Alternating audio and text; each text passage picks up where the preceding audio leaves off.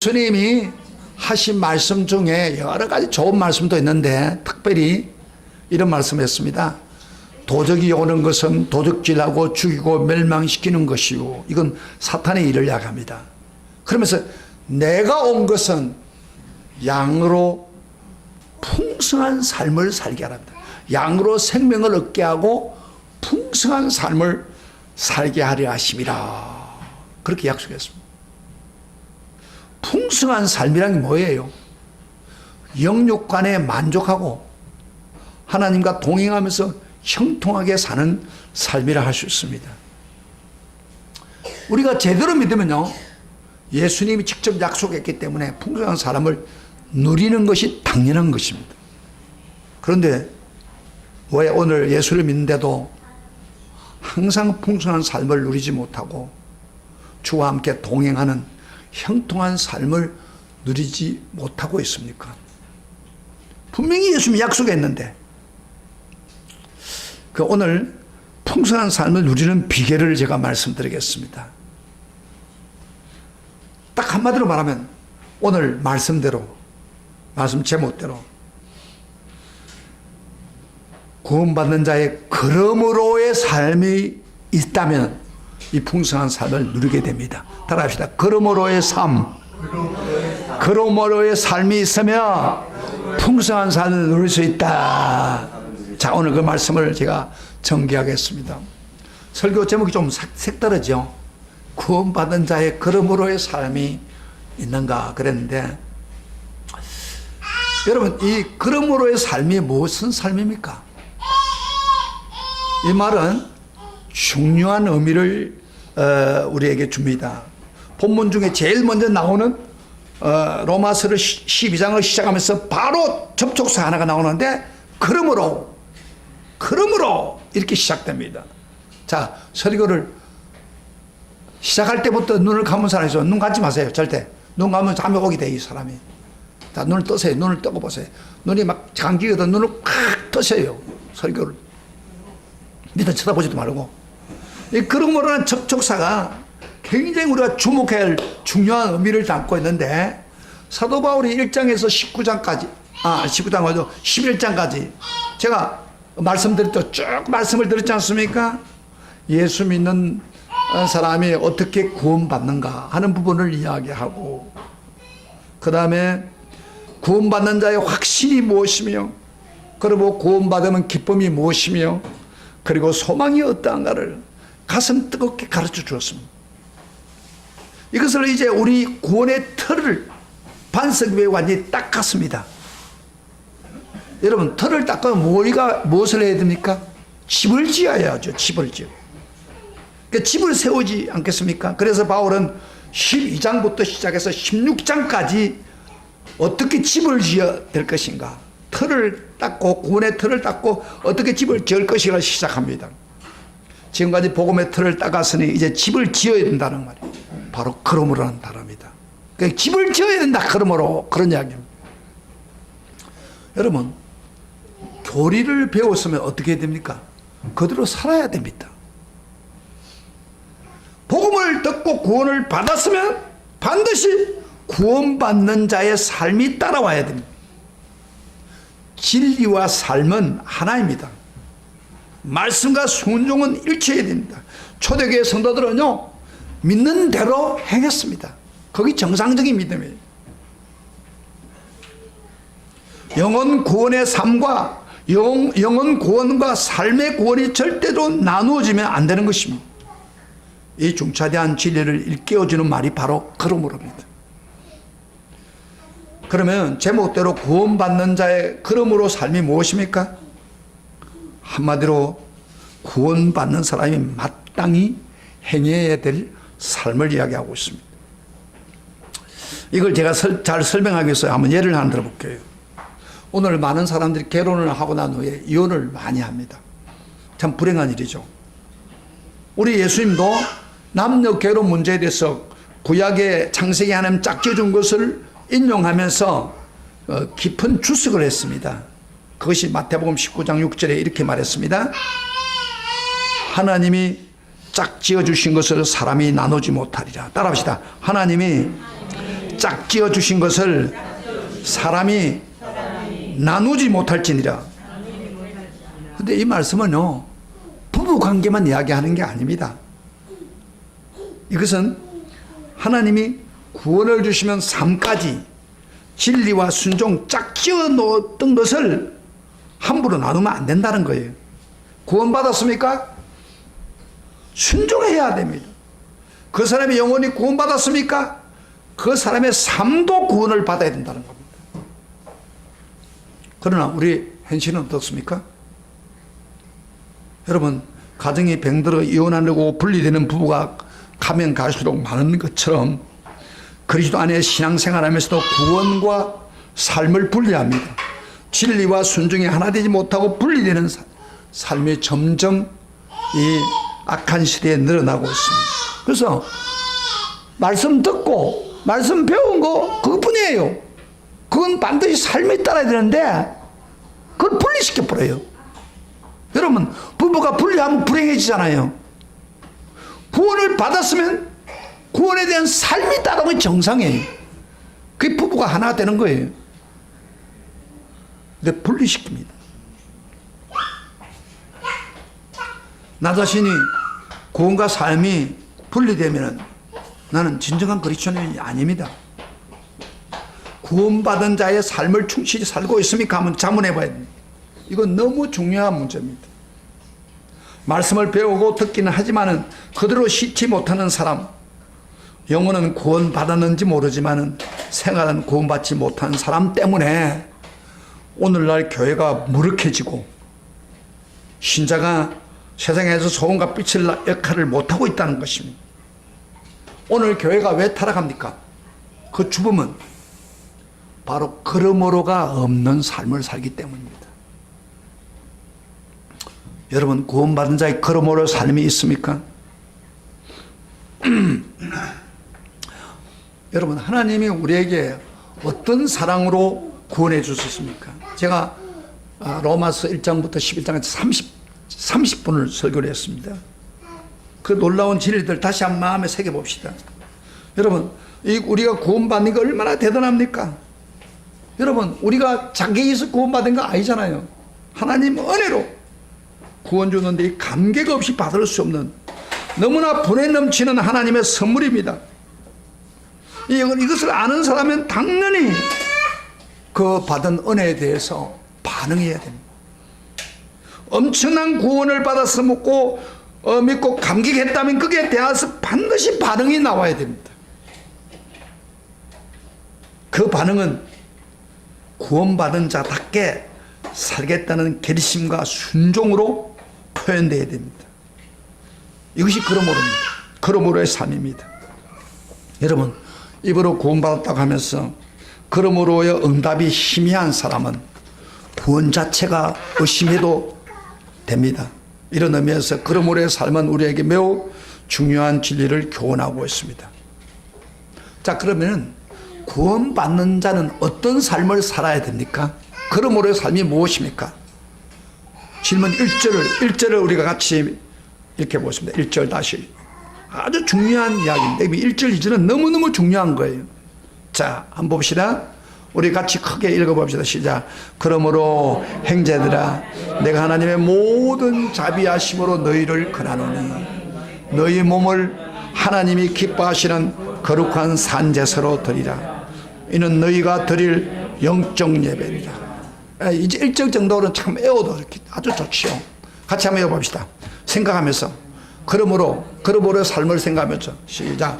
그러므로 형제들과 내가 하나님의 모든 자비하심으로 너희를 권하노니, 그 다음에 너희 몸을 하나님이 기뻐하시고 거룩한, 여긴 제물이라고 하는데 옛날에는 산 제사로 드리라.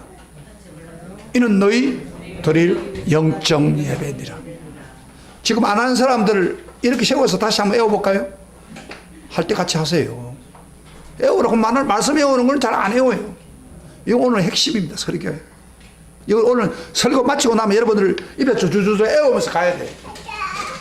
다시 한번 해봐요. 다시. 그러므로 시작. 그러므로 형제들아, 내가 하나님의 모든 자비하심으로 너희를 권하노니 너희 몸을 하나님이 기뻐하신 거룩한 산 제물로 드리라. 이는 너희 드릴 영적 예배니라. 아멘. 이 말씀 얼마나 중요한 말씀입니다. 그러면 구원받는 삶이 어때야 된답니까?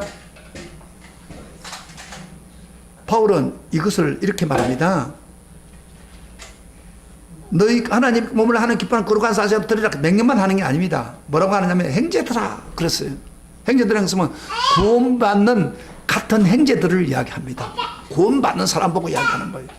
그러면서 뭐라고 이야기합니까? 하나님의 모든 자비하심으로 너희를 권하노니. 이 무슨 이야기입니까? 자비하심이라는 것은 우리가 구원받는 건요, 하나님의 자비와 긍휼 때문에 구원받은 거예요. 할렐루야. 그 구원, 그 자비를 가지고 너희들 권고하노니, 그런 이야기입니다. 그만 산제사를 드리자 그렇게 말하잖아요. 일반 명령과 달라요. 그러나 네가 구원받은 그 하나님의 그 자비와 긍휼을 많이 받았으니까 그 자비로 너희들에게 권고한다. 이 말은요, 명령보다도 더 깊습니다. 사실은 더 진지하고 더 간절합니다. 그런 거 들어야 됩니다. 여러분, 청개구리 예를 하나 들어봅시다. 청개구리가 새끼들이 하도 말을 안 들어요. 동해 가면 서로 가고 반대로 가는 거예요. 산에 가면 강을 가고. 그래서 엄마가 죽을 때쯤 돼서 청개구리를 불렀어요. 새끼들 불러가지고 이제 틀림없이 얘들이 반대를 할 거니까, 야, 내가 죽거든 내 시체를 강가에 묻어라. 산에 물 줄 반대로 할 줄 알고 강가에 묻어라. 이거 마지막 부탁이다. 그런데 청개구리들이 그 말을 진지하게 받아들였습니다. 그래서 지금까지는 반대했지만은 엄마가 마지막 유언하는 거니까 강가에다 묻어야지. 강가에 묻었어요. 근데 문제는 괜찮은데, 팽이들이 깨하는데 피가 쏟아지고 물이 쏟아질 때 엄마 시체가 떠내려갈 것 같거든요. 그래서 개구를 한 거예요. 여러분, 개구리 새끼들도 팽수대 말 안 닦아도 이렇게 진지하게 권고할 때 들었습니다. 근데 오늘 교인들은 하나님의 자비를 다 받고 하나님의 모든 자비 안에서 구원받았다면 그 자비를 받으면 당연히 하나님의 말씀에 기꺼이 순종해야 되지 않겠습니까? 순종 안 하면 청개구리보다도 못하는 거예요. 새끼보다도 못하는 거예요. 그럼 어떻게 살아가는 겁니까? 한마디로 하나님이 기뻐하시고 거룩한 산제사로 우리 몸을 드려야 한다는 겁니다. 하나님은 원래 마음이 중요히 보시는 분입니다. 그런데 겉으로 보는 것보다도 중심을 보시는 하나님인데, 재물도 마음이 담겨있는 재물을 하나님은 원하는 건 줄 우리는 상식적으로 알고 있는데, 그런데 오늘 왜 하나님이 우리 마음을 바치라 하지 않고 몸을 바치라고 합니까? 너희 몸을. 이 아주 중요한 이유가 있습니다. 우리 생각해 봐야 됩니다. 그 이유는, 몸을 바친다는 것은 무슨 이야기냐면 우리 몸도 그리스도의 피로 구원받았다는 걸 전제하는 겁니다. 여러분, 영원히 구원받았습니까? 그럼 몸도 구원받았다는 겁니다. 이 사실을 바울은 매우 간도 높은 말로 성경 여기저기에서 가르치고 있는데, 고린도전서 6장 19절에 이런 말씀을 했습니다. 너희 몸은 너희가 하나님께로부터 받는다. 너희 가운데 계신 성령의 전인 줄 알지 못하느냐. 몸이 성령의 전이라는 겁니다. 그러니까 몸과 영혼이 함께 구원받았다는 것을 의미합니다. 물론 우리 몸은 부패성이 있습니다. 죄를 지을 연약성을 가지고 있습니다. 그리고 언젠가는 죽으면 흙으로 돌아갑니다. 그럼에도 불구하고 우리 몸을 제물로 제단에 올려야 하는 것은 우리 몸이 영혼과 함께 구원을 받았기 때문입니다. 우리 영혼만의 구원으로만은 완전히 구원이 될 수 없습니다. 그 당시에 잘못된 이단 사상이 있었습니다.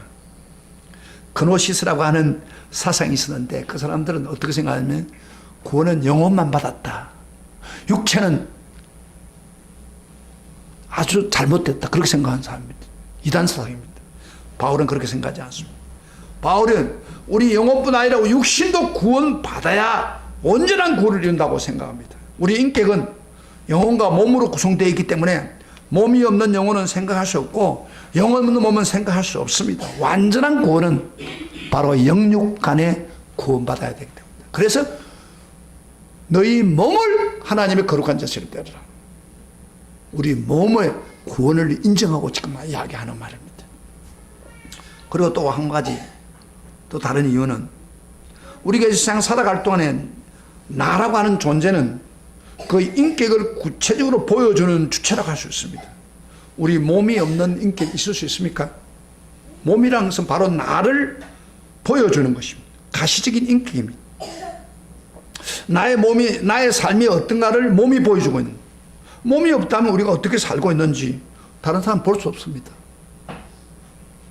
우리 몸이 살아있을 동안에 바르게 살았느냐 바르게 살지 않았느냐 분별하는 것이 바로 몸으로 보여주는 것입니다. 몸이 있기 때문에 우리는 저 사람이 바로 살고 있구나, 잘못 살고 있구나 알게 되는 겁니다. 몸은 우리가 이 세상 살아가는 뛰는 주체입니다. 살기 위해서 쓰임받는 수단이 됩니다. 그래서 날마다 산다는 것은 몸이 뛴다는 것입니다. 그래서 몸을 산제사로 드리라고 권고하고 명령하는 것입니다. 근데 어떻게 드리냐? 여기에 번제를 드려야 되는데 원래 제물로 드린다고 여기 돼 있고 우리 옛날 번역은 산제사로 드리는데 그 자체가요, 그 영어로 보면 burning offering, 번제입니다. 번제를 드리라. 옛날에 구약에서는 제사를 드릴 때 번제 어떻게 드렸어요? 짐승을 잡아가지고 죽여서 각을 뜹니다. 내장을 탁 세고 완전 전체를 드립니다. 여기 산제사를 드리란 말은 우리 몸이 살아있는 몸이지만은 마치 번제를 불태워서 드리는 것처럼 전체를 바치라는 의미입니다. 이것이 우리 몸의 구원이라는 것입니다. 우리 몸은 주님의 것입니다. 그렇기 때문에 그 몸이 활동하고 있는 모든 영역, 모든 것을 하나님이 기뻐하는 제사가 되게 하라는 것입니다. 이게 엄청난 이야기입니다. 잘 들어요. 굉장히 중요합니다. 내 이야기가 아니에요. 우리 오늘날 신자들은 이 사실을 잘 모르고 있어요. 깊이. 그리고 살지 않습니다. 그저 예배하면 주일날 예배 드리면 끝났다. 그리고 일주일 동안은 내 멋대로 사는 거예요. 잘 들어요. 이게 바로 산제사를 모르기 때문입니다. 로마서에서 그러므로 삶을 살지 않기 때문에 일어난 잘못된 현상입니다. 제 이야기 아니에요. 성경은 우리에게 말합니다. 주일 와서 예배 열심히 드리라. 그러나 그것만 가지고 되는 게 아니고 주일날 나가서 일주일 동안 살아가는 모든 삶 전체를 각을 떠는 것처럼 하나님 앞에 산제사로 띄어라. 드리라. 우리 몸에 뜨는 생활 전부를 거룩한 산제사로 드리라. 그렇게 말씀하고 있는 거예요.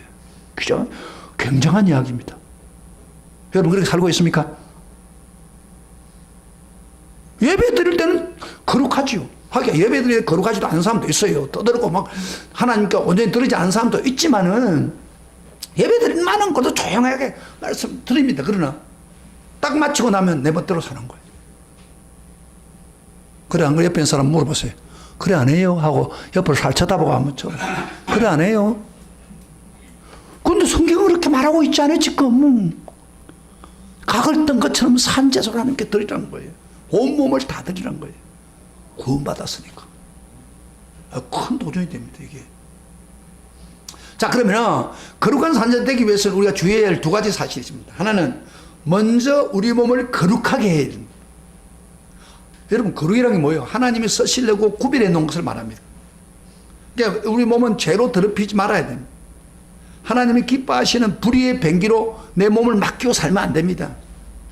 아무리 바빠도 하나님이 기뻐하지 않은 일을 내 몸을 내어드리면 안 된다는 거예요. 그런 경우에 빨리 반성하고 돌이켜서 하나님 거룩한 몸을 구별해야 됩니다. 옛날에는 하나님이 드리는 그 제사장이 그렇게 해서 일주일 동안은 몸을 깨끗이 씻고 그리고 아무데나 하지 않습니다. 이게 거룩한 거예요. 그게. 그래서 거룩한 제사가 되라. 그 다음에 두 번째로 산제사가 되어야 된다.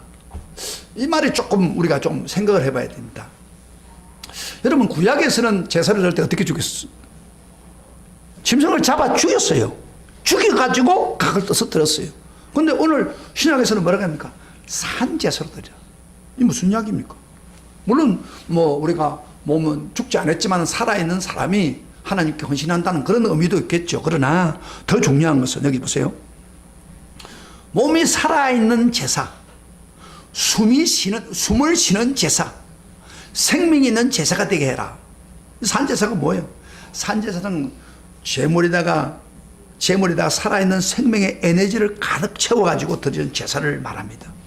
우리 몸에 살아있는 삶의 에너지 가득 채워야 됩니다. 다시 말하면 무슨 이야기하면 최상의 조건을 갖춘 삶을 가지고 하나님께 드리라는 겁니다. 여러분, 우리가 한평생 건강과 나이, 사회 활동 등에 따라 하면은 최상의 조건을 갖출 삶이 있을 수도 있지만은 그렇지 않을 때가 있습니다. 나이가 들면은 최상의 삶이 아닐 수 있잖아요. 그렇잖아요. 걷는 것도 마음대로 못 걷고. 그렇죠? 예. 그런데 성경은 최상의 조건을 갖춘 상태로 하나님께 예배드리라. 여러분, 병든 몸을 가지고 주님 앞에 나올 수 있습니다. 병들어도 주님 앞에 나와야 합니다. 그래서 구원받는 사람도 있습니다. 그러나 어떤 면에서는 슬픈 일입니다. 건강할 때는 제 멋대로 살다가 병이 들어 주님 찾는다는 거, 뭐가 잘못된 거예요. 이거 산예배가 안 됩니다. 사업에 실패해서 하나님 앞에 실패해서 하나님께 돌아왔어요. 물을 끓였습니다. 물론 그래도 교회를 찾아야 되죠. 그러나 세상적으로 행동할 때는 하나님은 어디 있느냐 식으로 막 멋대로 살다가 이제 나서 주님께 자신의 삶을 드린다는 것은 이게 슬픈 일이 아니에요. 젊어서는 내 멋대로 살다가 늙어서 의지할 데가 없으니까 교회 열심히 출석하는 거, 물론 이것도 잘한 일입니다. 그러나 어떤 면에서는 좀 더 빨리 나와서 하나님께 자신의 삶을 드렸다면 얼마나 더 향기로운 산제사가 될 수 있겠냐, 그런 이야기입니다. 이 산제사라는 것은 최상의 조건을 가진 생명이 넘치는 그 상태를 드리라는 겁니다. 그래서 산제사는 최선을 삶을 드리는 것입니다. 최고의 삶을 드리라는 말입니다. 저는요, 젊을 때 하나님께 붙들렸어요.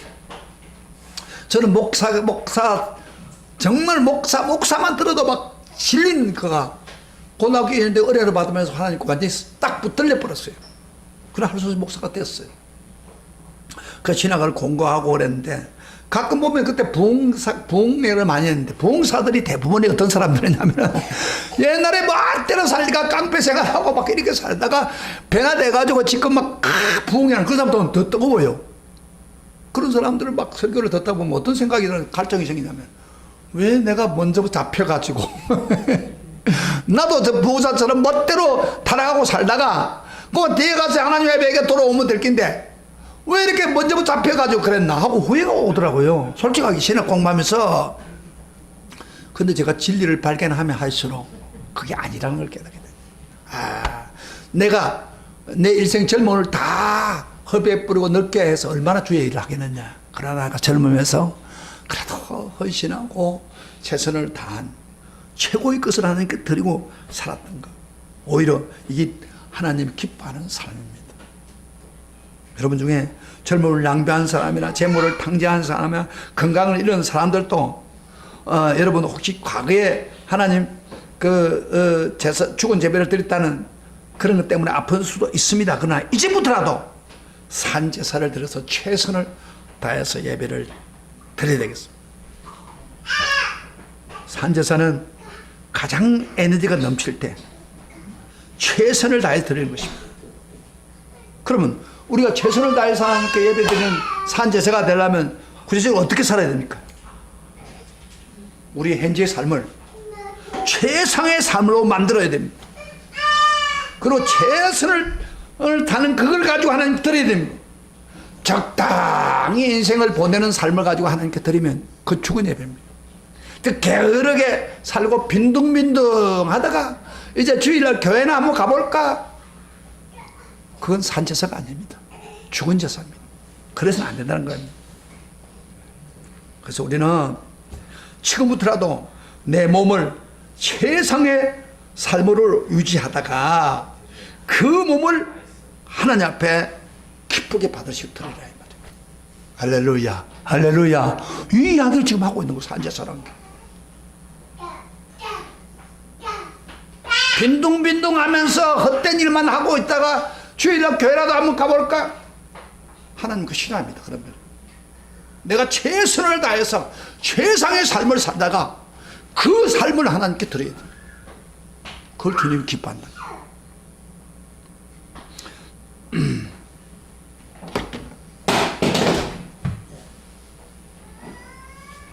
조금 굉장히 오늘 저도 이 설교를 준비하면서 굉장히 참 부담감이 가요. 하나님 말씀이니까. 그래서 하나님 앞에 그랬어요. 주여, 제가 진짜 산재물로 하나님께 드리지 못한 것을 고백했습니다. 그리고 이제부터 내 삶을 최상의 삶으로 만들어서 살아있는 예배를 드리게 해주십시오.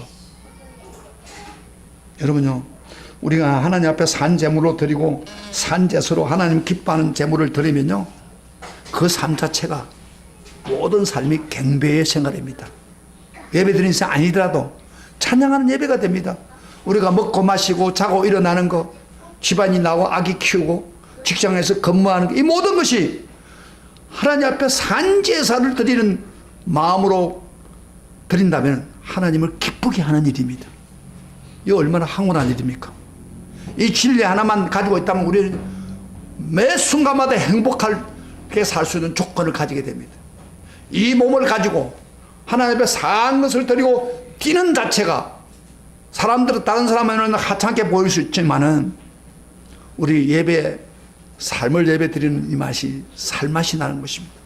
향기가 풍겨 나오는 그리스도의 삶입니다. 할렐루야. 산제사 드린 것. 여기 영적 예배니라 그랬는데, 영적 예배라는 말은 사실은 바른 번역은 합당한 예배다. 합당한 예배. 합당한 예배 뭐요? 우리가 사랑이 가득한 마음으로 하나님 앞에 우리 삶 전부를 하나님 기뻐하고 그런 드리면서 그 삶 자체가 바로 이웃을 위하고 하나님을 위하는 섬김의 삶이 되는 것입니다.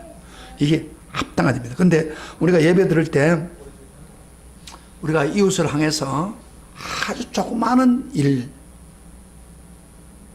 그것도 사실은 예를 든다면은 이웃이 목마르할 때 그 이웃에게 그리스도의 이름으로 냉수 한 그릇을 떠주는 행, 조그마한 일이지만은 그것 하나가 산제사입니다.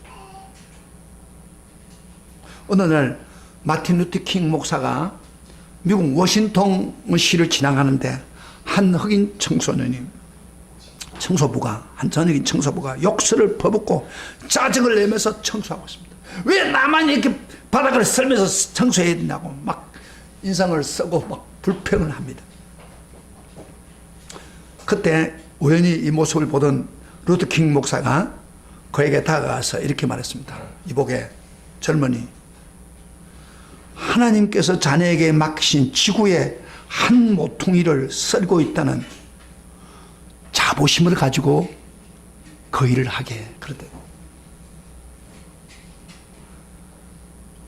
하나님이 만드신 지구의 한 모퉁이를 내가 쓰고 있다. 이런 마음으로 작은 일이지만은 이게 바로 산제사다. 그러면서 이렇게 이야기했답니다. 어깨를 뚝뚝 들이면서 하는 말이에요. 당신이 청소할 때 베토벤이 음악을 작곡하는 것처럼, 미켈란젤로가 조각을 하듯, 괴테가 작품을 쓰던 그런 마음으로 하게. 그렇습니다. 우리는 작은 일, 큰 일이 문제가 아닙니다. 그 일 하나하나에 내가 하나님 앞에 제사 드리는 마음으로, 애기 키우는 것 하나도 하나님에게 내가 제사 드리는 거룩한 삶을 드리는 것처럼 한다면 우리 삶이 얼마나 멋있는 삶이 되겠습니까? 하나님께 영광이 되겠습니까? 할렐루야, 할렐루야. 지금 이 일을 이야기하는 겁니다. 그러면 우리의 삶 자체가 산제사로 최선을 다해서 향기로운 제사가 되려면 잊지 말아야 될 게 하나 있습니다. 2절입니다. 2절 우리 그래서 그 2절이 나온 겁니다. 2절 다 같이 읽어봅니다. 시작. 너희는 이 세대를 본받지 말고 오직 마음을 새롭게 함으로 변화를 받아 하나님의 선하시고 기뻐하시고 온전한 뜻이 무엇인지 분별하도록 하라. 한마디로 말해서 무슨 말이에요? 하나님 뜻이 무엇인지 분별하면 살아라 그 말이에요. 아무렇게나 하지 말라 이 말이에요. 여러분 하나님 뜻은 뭐예요? 이미 밝혀졌습니다. 밝혀진 하나님 뜻. 로마서 1장부터 11장까지 하나님 뜻이 뭐예요? 세상을 구원하는 것이 하나님 뜻이고 우리가 거룩게 사는 것이 하나님 뜻이고 또한 하나님을 기쁘시게 하는 삶의 목표를 가지고 사는 건 하나님 뜻입니다. 이 뜻을 모르는 게 아니에요. 그러나 이 뜻을 잊어버리거나 잘못 이해하거나 소홀히 여기지 말라는 말입니다. 왜 이런 일이 일어납니까? 영적 분별력이 흐리기 때문에 일어납니다. 그래서 우리 몸을 하나님이 기뻐하는 거룩한 산자소리를 하면 영적 분별력이 있어야 됩니다. 허리멍텅해지는 안 됩니다. 허리멍텅해지면요 하나님의 뜻을 분별하게 잊어버립니다. 그래서 허리멍텅한 걸 막기 위해서 오늘 본문에 뭐라고 했어요? 너는 이 세대를 본받지 말고 오직 마음을 새롭게 함으로 변화받아. 무슨 말이에요? 세상을 거부하는 태도를 가지고 또 하나는 뭐예요? 영적 경신을 쉬지 않고 노력해야 된다는 겁니다. 여러분 이 부패한 세상 행동을 거부할 뿐 아니라 세상을 따라가지 말고 오직 마음을 새롭게 변화를 받아가지고 가라는 것입니다. 여러분 세상이 사실은 복잡하기 때문에 어디까지 받아들여야 되고 어디까지 거부해야 되는가 구별이 잘 안 됩니다. 그러나 우리가 은혜를 받으면 분별할 수 있는 능력이 주어지면요 어떤 상황이 오더라도 거부할 것인가 허락할 것인가 할 수 있습니다. 그런 지혜를 하나님 줍니다. 그래서 우리 마음을 새롭게 함을 통해서 분별해집니다. 여러분 마음을 새롭게 하려면 어떻게 해야 돼요? 그럼 한순간에 새로워지는 게 아닙니다. 예를 들어서 우리가 물건을 물건의 예를 한번 들어봅시다. 물건을 아무리 좋은 물건을 사놔도 아무리 아무도 만들어도 그대로 두면 어떻게 돼요? 먼지가 보이지 않게 되어 있습니다. 더러워집니다. 그래서 이 물건을 닦아야 됩니다. 관리해야 됩니다. 관리하지 않으면 어떤 좋은 물건도 못 쓰게 됩니다. 그래서 중생받는 성도도 마찬가지. 구원받고 끝날만 아니고 자꾸 닦아야 됩니다. 그래서 우리 영혼이 손질하고 깨끗하게 해야 영혼이 정말 영적 센서가 있어야 분별할 수 있는 능력이 주어져요. 그래서 마음을 새롭게 하는 길이 뭐예요? 바로 하나님 말씀과 기도. 말씀과 기도로 마음을 깨끗이 닦아야 돼요. 하나님 뜻이 뭔지 분별하도록 하나님께 기도하고 기도의 골방에 있어야 됩니다. 구체적으로 말씀을 읽고 성령의 인도를 받을 때 분별하는 마음이 생기고 흐리멍텅한 삶을 살지 않게 됩니다. 여러분 영혼이 구원받았습니까? 그럼 뭐가? 몸도 구원받았습니다. 몸이 구원받았습니까? 그것으로 끝나면 안 됩니다. 우리의 삶도 구원받아야 합니다. 그래서 구원받는 자의 삶의 특징은 하나님께 온몸을 제물로 바치는 제사를 드려야 됩니다. 거룩한 일이 따로 있는 게 아닙니다. 거룩한다고 신학교 가는 것만 거룩한 일이 아닙니다. 우리 날마다 기도하는 심정으로 하는 모든 것이 거룩할 수 있습니다. 하나님께 드린 제사가 될 수 있습니다.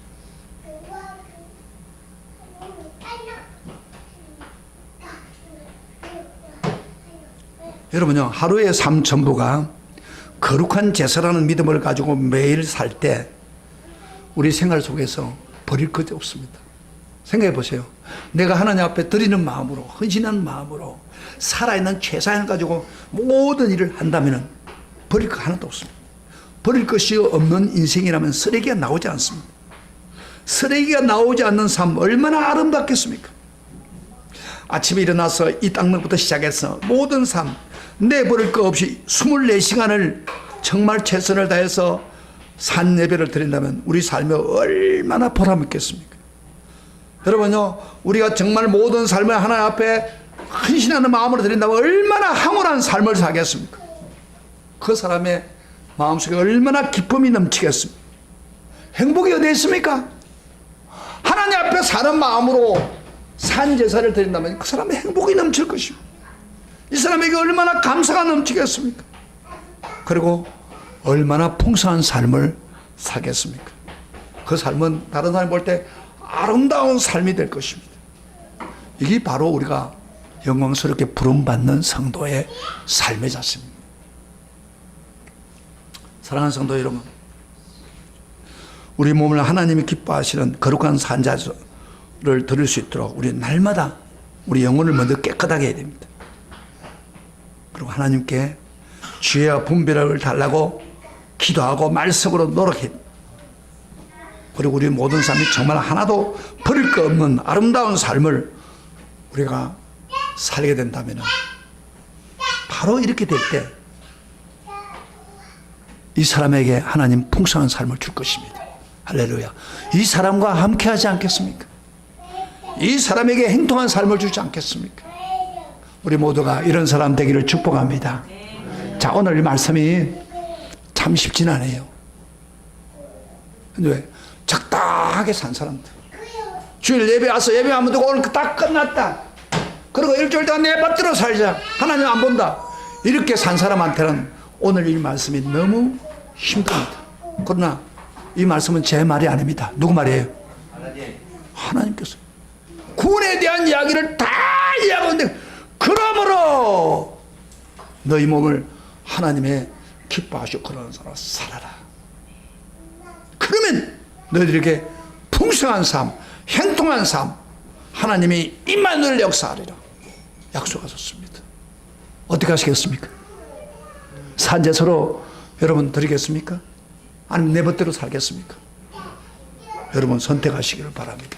오늘 말씀이 여러분 말씀이 되고 여러분 조그마한 일 하나하나에 내가 산제사로 하나님께 드린 마음으로 살아갈 때 성령의 삶, 축복의 삶, 행동한 삶이 여러분 것이 될 줄 믿습니다. 그런 축복의 길을 주의 이름으로 축원합니다. 우리 다 같이 일어나서 찬송 하나 부릅시다.